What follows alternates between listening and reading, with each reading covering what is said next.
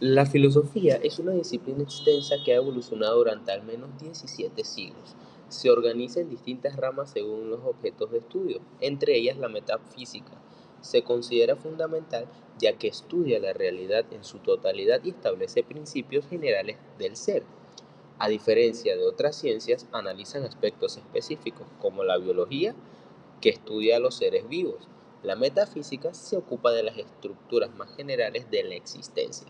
Se le ha considerado la filosofía primera debido a su papel en la construcción del conocimiento y en la base de cualquier otra investigación filosófica o ciencia. Llevándolo a la radiología como una rama de la medicina, no es solo depende del conocimiento técnico y científico, sino que también puede beneficiarse en la parte filosófica. La metafísica, por ejemplo, se, se pregunta por la naturaleza de la realidad, lo que en radiología podría aplicarse como el concepto de imagen médica. ¿Qué nos dice realmente una imagen radiológica sobre la condición del paciente? ¿Representa fielmente o es una interpretación basada en la tecnología o conocimientos previos? La metafísica es considerada la filosofía primera y la base de todo conocimiento, ya que cualquier investigación implica consciente o inconscientemente presupuestos metafísicos. A diferencia de las ciencias naturales, que se ocupan del mundo empírico y material que existe de facto, la metafísica se centra en lo que podría ser, lo que necesariamente debe ser o lo que no puede ser en absoluto. También se preguntan si podría existir entidades inmateriales como Dios, las ideas platónicas o la res congénitans de Descartes. Además de la metafísica, los conceptos fundamentales que las ciencias naturales y otras formas de investigación dan por supuestos, algunas de las preguntas metafísicas incluyen: ¿qué es el ser? ¿Cuántos sentidos tiene el ser? ¿Existe algo que podamos llamar sustancia? ¿Tiene esencia los seres? ¿Qué es la casualidad? ¿Cuántos tipos de causa hay? ¿Qué es una ley de la naturaleza? ¿Hay algo que fundamente toda la realidad? La metafísica se divide en dos partes principales: la ontología y la teología natural. La ontología es el estudio general del ser, abarcando todo lo mencionado anteriormente. La teología natural, por otro lado, se ocupa de la pregunta acerca de Dios. ¿Existe Dios? Si existe, ¿cómo es? ¿Qué relación guarda con el mundo? ¿Cómo lo podemos conocer? Hoy en día, esta disciplina se conoce como la filosofía de la religión y es una de las ramas más activas con debates y autores de diversas perspectivas, como lo son ateos, agnósticos y teístas. De la ontología se deriva otra subdisciplina más específica llamada filosofía de la naturaleza. Mientras que la ontología o la metafísica estudian el ser posible en general, la filosofía de la naturaleza se centra en el ser empírico y material posible. Esta disciplina se sitúa entre la metafísica y las ciencias naturales, siendo más específica que la primera y más abstracta que la segunda. La filosofía de la naturaleza busca principios más generales y profundos que las leyes de la física, para entender cómo debe ser cualquier mundo material para existir.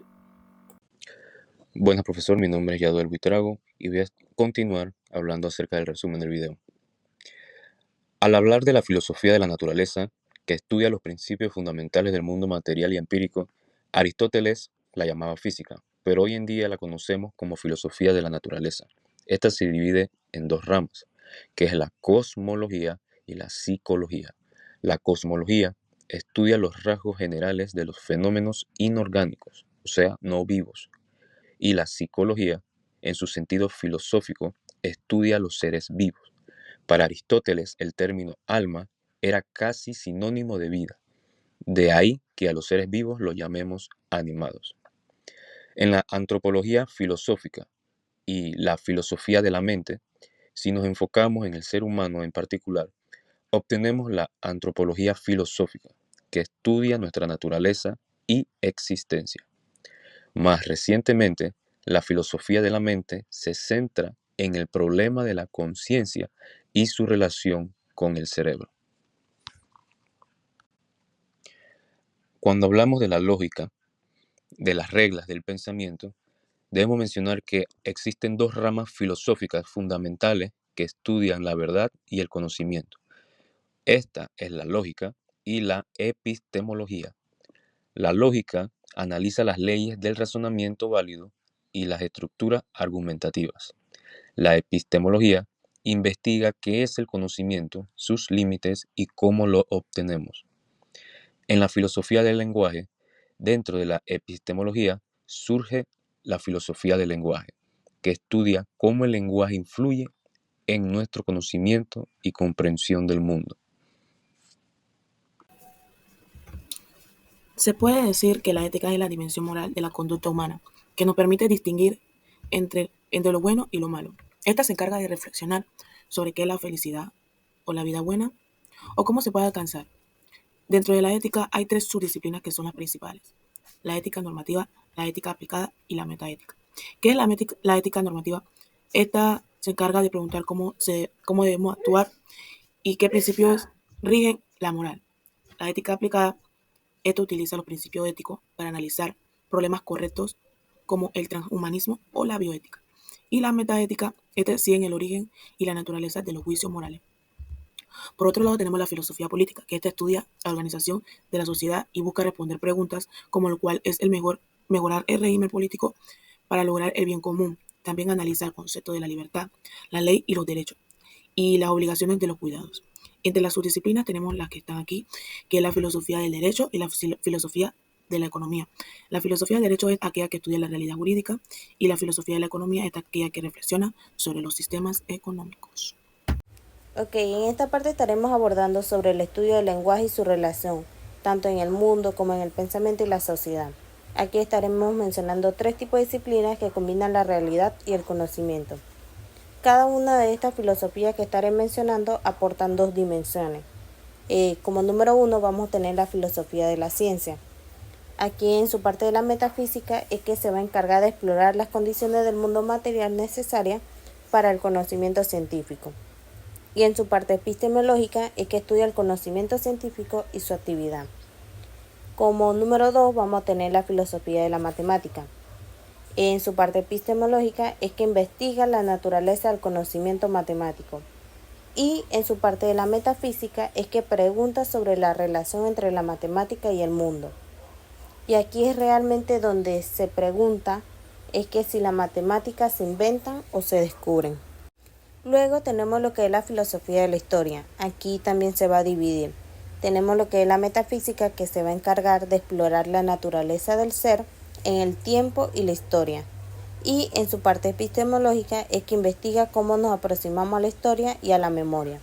Y finalmente vamos a tener lo que es la filosofía práctica, que incluye la ética, que estudia la moralidad de la conducta humana, y la filosofía política, que generalmente estudia la organización y funcionamiento de las sociedades humanas. El video aborda la dualidad del concepto de ética, que puede referirse tanto a una reflexión teórica sobre valores y principios, como la conducta práctica de una persona o sociedad.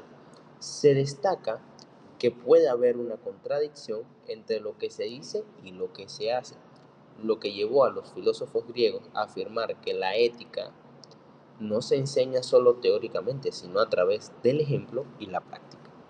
Además, la ética permite diferenciar entre conductas buenas y malas y todas las personas, incluso sin una información explícita en el tema.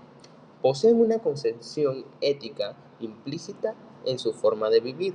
Finalmente, este video subraya que la ética no se clasifica como buenas o malas, sino que también es el criterio con el que se establecen estas distinciones.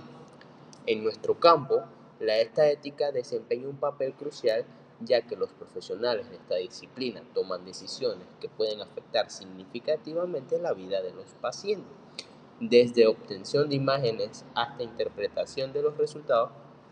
La ética orienta las prácticas médicas y la relación con los pacientes. Uno de los principales dilemas éticos en radiología es el equilibrio entre el beneficio del diagnóstico y la exposición a la radiación. cuándo es justificable realizar un estudio de imágenes que implique radiación ionizante. Aquí la ética entra en juego, ya que el radiólogo debe aplicar principios como el de justificación y optimización para minimizar riesgos innecesarios. En el lenguaje cotidiano, la palabra ética se usa para referirse a dos cosas distintas: la concepción teórica de los valores y la conducta práctica de las personas. Por un lado, hablamos de ética para referirnos a la reflexión teórica sobre los valores y por otro, a la manera en que las personas se comportan en la vida diaria. Esta dualidad se refleja en expresiones como ética utilitarista o ética cristiana, para describir concepciones y en juicios sobre si las acciones de una persona son éticas o no. La ambivalencia en el término ética no es única. Otras palabras como historia también tienen significados duales. En el caso de la ética, esta dualidad es importante y tiene varias consecuencias. Contradicción entre teoría y práctica. Puede haber una discrepancia entre lo que una persona dice y cómo actúa. Los filósofos griegos ya advertían sobre esta contradicción y sostenían que la ética no se puede enseñar solo teóricamente, sino que debe ser demostrada a través del ejemplo y la práctica. La distinción entre lo permitido y lo no permitido. La ética establece límites entre lo que se debe y no se debe hacer, aunque los límites varían a lo largo de la historia y entre culturas. Dimensión práctica de la ética. Todas las personas y sociedades tienen una forma de conducirse que puede calificarse de ética, incluso si no tienen una concepción explícita de la ética. Competencia en ética. No es necesario tener una formación académica para comportarse éticamente. Personas sin estudio pueden ser éticamente buenas y personas con estudio pueden tener conductas reprobables. Concepción ética implícita. Observando la conducta de las personas, podemos inferir sus principios y valores éticos. Según Kant, todas las personas siguen pautas de conducta que reflejan sus máximas éticas.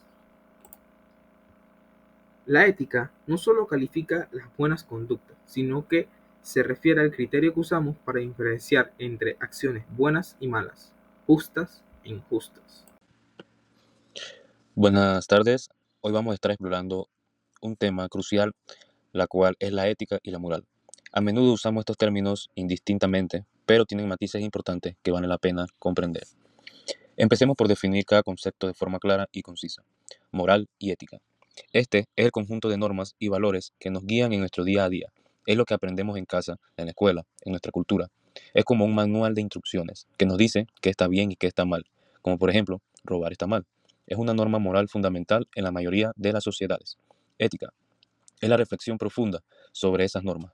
Va más allá de lo que nos dicen y busca entender por qué algo está bien o mal. La ética se pregunta, ¿qué principios universales deberían guiar nuestras acciones? ¿Por qué deberíamos ser honestos? ¿Qué valores son fundamentales para una buena vida? Ahora hablando de la moral como manual de instrucciones, debemos saber desde sus orígenes que la moral se construye socialmente y se transmite de generación en generación, a través de nuestras familias, escuelas, comunidades, donde juegan un papel fundamental en la formación moral. La diversidad moral, como si bien existen las normas morales que conforman el universo, como por ejemplo no matar, la moral también puede variar entre culturas y grupos sociales. Lo que se considera como bueno o malo puede diferir según el contexto. La moral y las emociones. La moral está estrechamente ligada a nuestras emociones. Sentimos culpa cuando actuamos en contra de nuestra moral y orgullo cuando actuamos de acuerdo con ella. La moral como una guía. La moral nos proporciona una guía para actuar en el mundo y nos ayuda a tomar decisiones rápidas y a saber qué se espera de nosotros en diferentes situaciones. Ahora, ¿cuál sería la definición de ética y su enfoque en la reflexión y los principios? La ética no se conforma con respuestas fáciles, sino que va más allá de las normas y busca entender los porqués. Nos invita a cuestionar qué principios universales deberían guiar nuestras acciones, qué valores son fundamentales para una buena vida. La ética es como un detective que investiga las razones detrás de nuestras decisiones morales. La moral es más práctica, la vivimos en el día a día, y la ética es más teórica, nos invita a pensar y cuestionar. Un ejemplo claro es el de la honestidad. La moral nos dice que debemos ser honestos, pero la ética nos lleva a preguntarnos por qué es importante la honestidad, qué valores la sustentan, qué implicaciones tiene para nuestras relaciones y para la sociedad en general. Hablando de la ética y la moral en acción, esta no da respuesta rápida. La ética nos invita a pensar más profundo, a entender que ambos nos ayuda a tomar decisiones conscientes y construir una sociedad mejor. Otro ejemplo de la moral nos dice que no debemos mentir, pero la ética nos hace cuestionar si hay excepciones a esta regla, como cuando se trata de proteger a alguien de un peligro inminente. Estos dilemas nos demuestran que la ética no es fácil, pero es esencial para vivir una vida con sentido. La moral no da respuesta sobre lo que está bien y lo que está mal, pero la ética nos invita a pensar más profundo, a cuestionar y a reflexionar sobre nuestros valores y principios. Ambos conceptos son fundamentales para tomar decisiones conscientes y construir una sociedad más justa y humana. La interrelación entre la ética, ciencia y arte ha sido objeto de reflexión a lo largo de la historia, evidenciando cómo estas disciplinas, aunque distintas en sus métodos y objetivos, estas influyen mutuamente y en ocasiones se entrelazan de manera compleja. La interferencia entre la ética, ciencia y arte. En, en diversas culturas, especialmente en aquellas que son fuertes de influencia religiosa, estas que han desempeñado un papel preponderante, estableciendo normas que afectan tanto a la ciencia como al arte. En la secuelación y la autonomía de la disciplina, con la llegada de la modernidad, especialmente en las sociedades occidentales, se ve un proceso de seculaciones que promovió la separación de la ética, la ciencia y el arte. Este movimiento buscaba que cada disciplina operara de manera autónoma basándose en su propio método de criterios. También hablamos de la ética como dimensión abarcadora. Esta más que nada se distingue por su enfoque en la valoración de la vida humana, la reflexión sobre la mejor manera de vivir, debido a que su naturaleza integral. Las decisiones éticas a menudo tienen repercusiones en la dirección de las investigaciones científicas y protocolos, producciones artísticas. En la búsqueda también habla sobre la búsqueda de una unidad entre las disciplinas y a pesar del esfuerzo por separar estas esferas, persiste un anhelo de encontrar una armonía y una unidad entre la verdad y la ciencia, la bondad, la ética y la belleza del arte. Y como último, habla de ejemplos contemporáneos de la interrelación. En la actualidad observamos cómo la ética influye en la ciencia y el arte.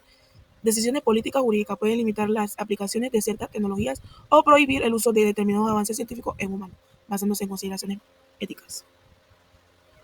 Ok, ahora tenemos lo que es lo distintivo de la ética. Cabe resaltar aquí que no todo en la vida va a ser siempre ética.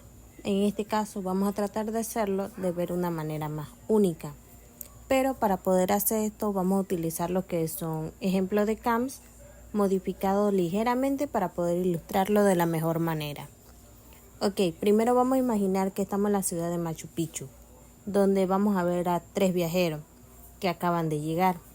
El primero de ellos va a ser impresionado por la arquitectura. Se va a preguntar qué tipo de recursos tecnológicos utilizaron los incas, qué cálculos hicieron y qué conocimiento tenían.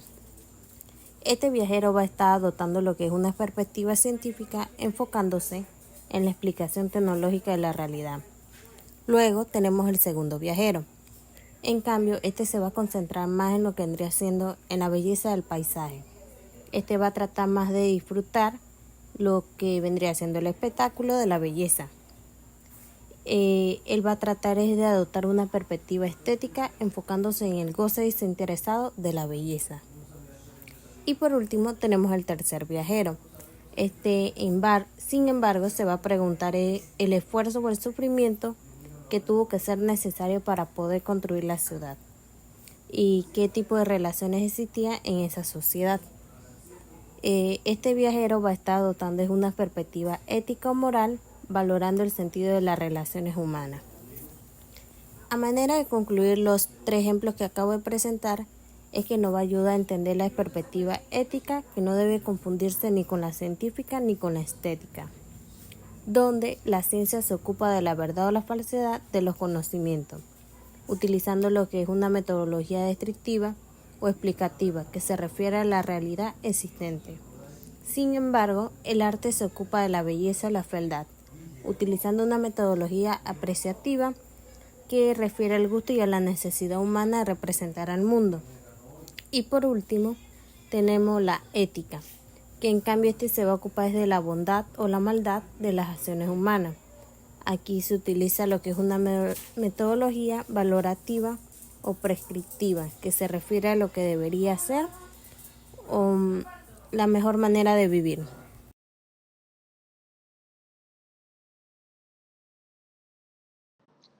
La ética es una de las tres ramas principales de la filosofía.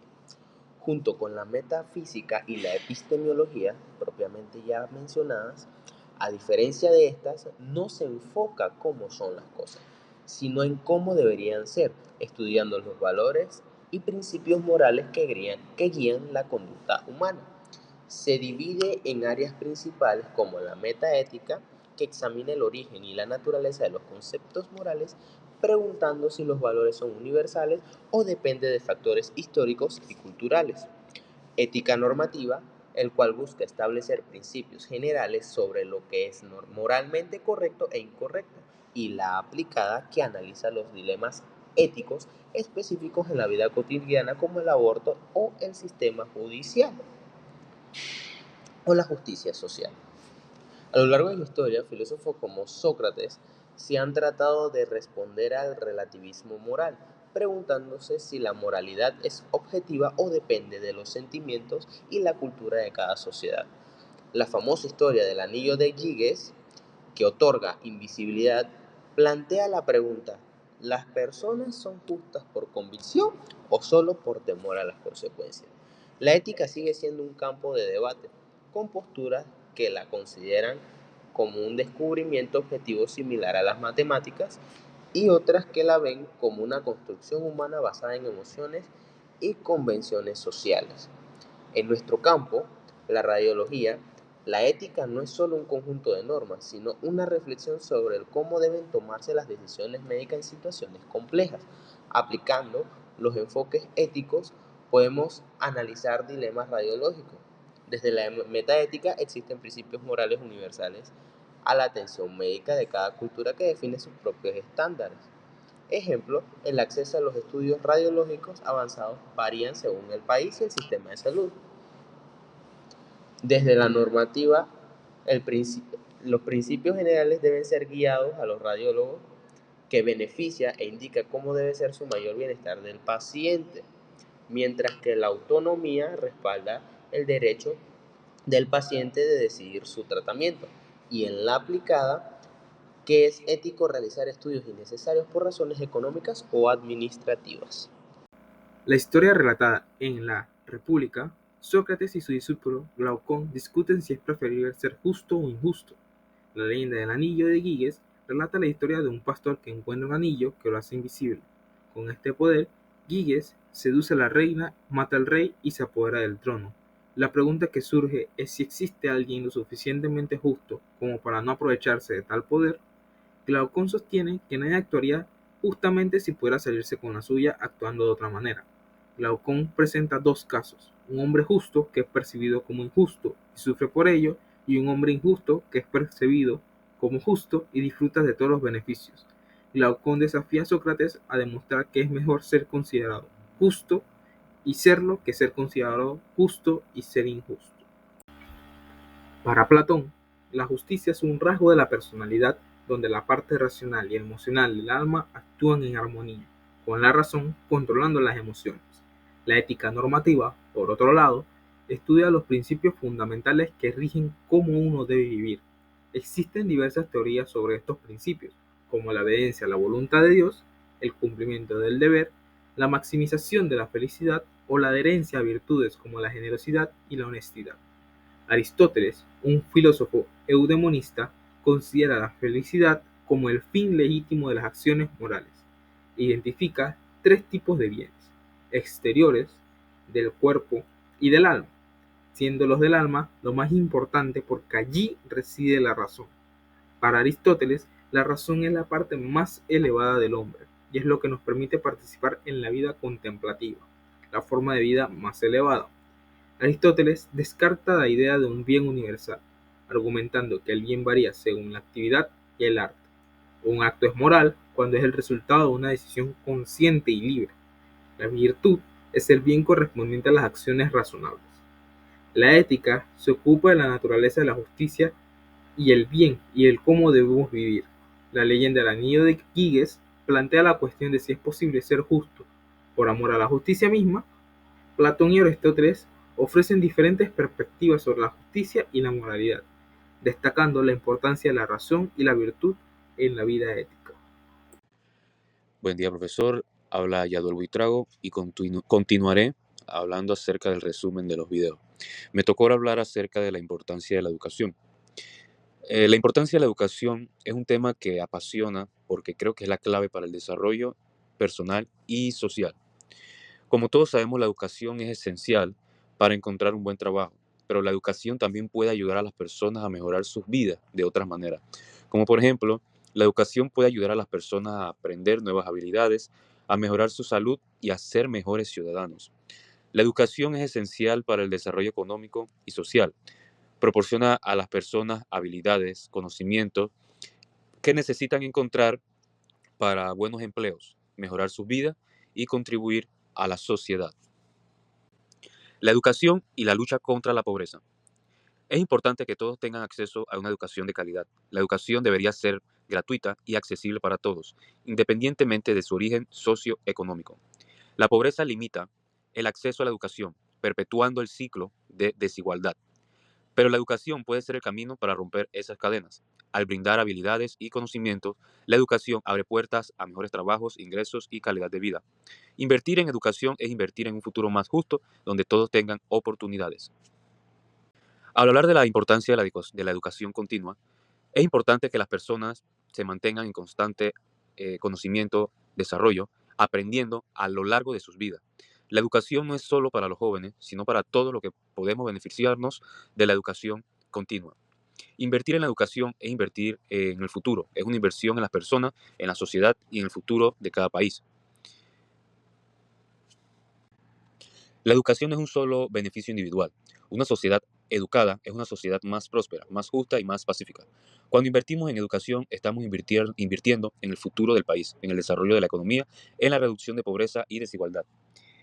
Este video muestra ejemplos concretos de cómo la educación puede transformar vidas. Personas que gracias a la educación lograron salir de la pobreza y encontrar un buen trabajo, iniciar su propio negocio, etc. Estas historias nos inspiran y nos demuestran que la educación es una inversión que vale la pena. Podemos destacar algunos puntos claves del video que podemos resaltar que la educación como motor de desarrollo económico y social.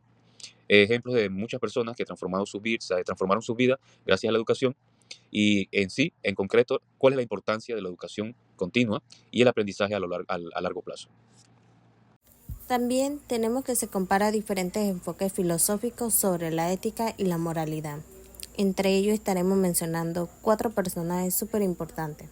Uno de ellos vendría siendo John Stuart Mill, que se encargaba de defender lo que es el utilitarismo, que busca la mayor felicidad para el mayor número de personas y diferencia entre la calidad de los placeres. Luego tenemos a Immanuel Kant. Por otro lado, proponía una ética basada en el cumplimiento del deber, sin importar las consecuencias, introduciendo el imperativo categórico. También tenemos a Friedrich Nietzsche, que veía la moral como una estrategia de los débiles para defenderse de los poderosos. Y finalmente tenemos a John Rawls, defensor del formalismo, que se enfocaba en los procedimientos y normas básicas que garantizan la justicia en la sociedad.